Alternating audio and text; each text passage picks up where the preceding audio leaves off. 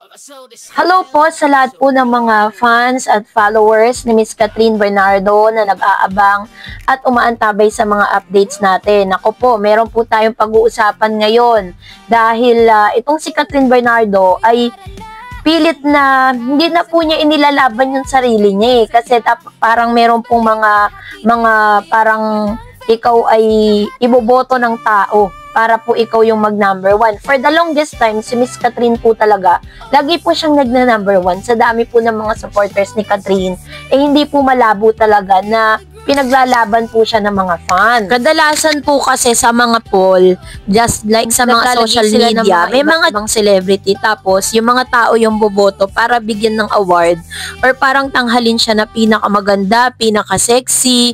Tapos si Miss Catherine Bernardo po is hindi niya na po nilaban yung sarili niya at sinikap din ng mga fans na hayaan naman na ibigay sa iba kasi laging si Miss Catherine po yung nangunguna sa mga People's Choice Award, ganon.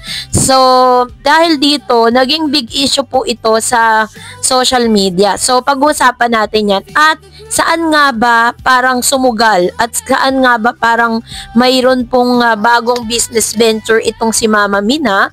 Talagang talagang nag-place po siya ng kanyang investment dito. So, pag-uusapan natin lahat yan. But before that, if you haven't subscribed yet to my YouTube channel, please don't forget to like, share, and subscribe.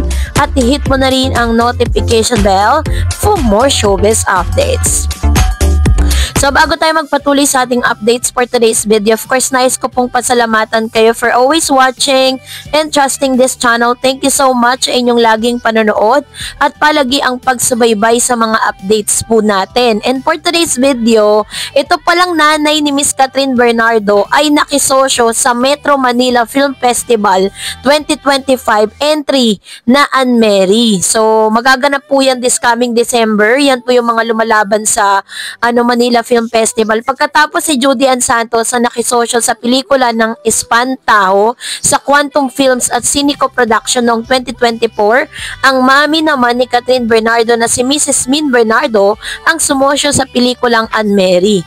Ang Anne Mary ay isa sa mga Magic 8 sa 51st Metro Manila Film Festival na mapapanood na sa December 25 sa pangunguna ni Sanjo Marudo at ang pagbabalik pelikula ni Angelica Panganiban mula sa panulat ni Mr. Chris Martinez at sa direksyon ni Jeffrey Heturian. Nabanggit din sa amin ng Quantum Film producer na si Attorney Joji Alonso na may bago siyang kasosyo na ikakagulat daw ng lahat kung sino. Syempre, kinulit namin siya tungkol dito. Basta related sa sikat na artista, binasa lang ang script, umokay na, sambit ni Attorney Joji. Hanggang sa nag-post sa kanyang Facebook account ang initial na poster ng Anne Mary noong October 9 sa isang araw bago i-anunsyo ng kabilang pelikula ang Metro Manila Film Festival 2025. Sabi dyan, "Thank you so much Miss Min Bernardo for joining me on this journey, helping me bring the film, sabi niya, and merit to completion. Thank you even more for the friendship over the years." So dito na po kumalat talaga na si Mama Min ay nag-i-invest na rin siya sa mga movie, 'di ba? Kasi syempre parang piniprepare niya na rin yung sarili niya na darating yung punto na si Catherine ay hindi na talaga siya parang magpapahinga na sa showbiz, 'di ba? Darating po 'yun eh. Kaya ngayon pa lang is naghahanap na rin si Mama Min ng ibang paraan kung paano niya mapapalago yung sarili niya as a manager ng kanyang anak. 'Di ba alam naman natin si Mama Min ang nagmamanage kay Miss Catherine. Kinuwento ni Mama Min dati na dapat pala itong si Miss Catherine ay i-manage ni Miss Lolit Solis. Kaso nga lang hindi po siya nag-materialize yung namayapang si Miss Lolit, 'di ba? Hindi lang siya nag-materialize kaya napag-desisyonan nitong si Mama Min na siya na nga mismo ang mag-manage sa kanyang anak. Kaya yun po yung end the story. Ngayon po yung story nila mag-ina. So, ang Anne Mary was conceptualized as early as 2022. It was inspired by a number of annulment cases, petition for the declaration of nullity of marriage, and it's in fact on the children of the couples. This 2025, we finally have a film. Not every forever begins with a wedding. Sometimes, it starts with walking away. Matatanda ang 10 taon nang nakalipas, ay nakagawa na ng pelikulang walang forever sina Jericho Rosales at Jenilyn Mercado, ang Quantum in collaboration with Star Cinema mula sa direksyon ni Dan Villegas. So mahilig talaga daw yung mga quantum sa mga mapanakit na pelikula bukod sa mga horror films. Yun po yung sinasabi dito. So I hope na lahat po ng mga supporters ni Miss Cathryn Bernardo ay sumuporta dito po sa panibagong business venture na meron po si Mama Min, kasi magiging producer na din siya. Diba? Sa dami ng pera ni Mama Min, dito niya na po naisip na i-invest. Aside dun sa mga talagang grabe yung mga business niya, talagang pang international, diba? Yung kabubukas lang na Empolo, yung mga German na parang aesthetic products na ginagamit po sa comfort room. Yung mga products kasi na yun, parang ginagamit siya sa mga mamahaling hotel. Yun po yung mga target po nilang mga buyers, no? Kaya talagang masasabi natin good investment po yan para kay Miss Cathryn at para na rin kay Mama Min. So, ito na ang issue, no? Pagkatapos kasi na si Miss Cathryn Bernardo, lalagay ko po sa screen nagkaroon po kasi ng tinatawag na People's Sexiest of the Year. At inaasahan ng lahat sana na si Kayla Estrada ang mangunguna doon po sa poll na ito, dito po sa final ranking. Kaso nga lang, ang nangyari, nung nagkaroon po ng bilangan na, biglang nag-number 1 po si Miss Cathryn Bernardo bilang one of the sexiest of the year in 2025. According po dito sa kanya pong fan, ito pong ever loyal fan niya na si Tita Long Gumatay. Sabi niya, this is it, sabi niya. Last minute votes for some of Kat fans. I said last minute and I some cause just in case you don't know, especially to those haters of Kat. It's been years now, yes, long years na hindi na kami into voting contest na mga FD. We decided long ago not to vote anymore cause na-achieve naman na ni Kat lahat ng awards sa mga botohan na yan ng mga fans. Besides, nasa ibang level na si Kat eh. So sabi namin, give thanks to others naman or give chance to others. And give chance to others artists to shine, whatever or whoever.